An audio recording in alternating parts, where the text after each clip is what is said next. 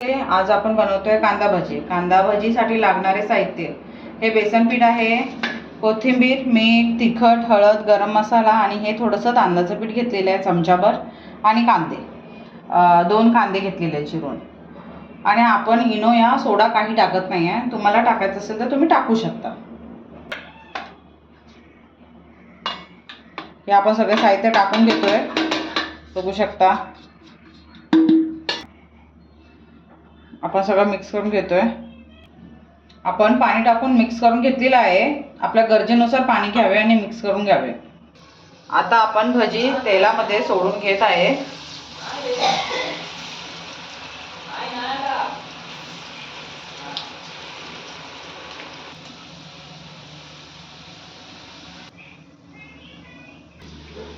बघू शकता आपले भजी बनवून तयार झालेले आहेत।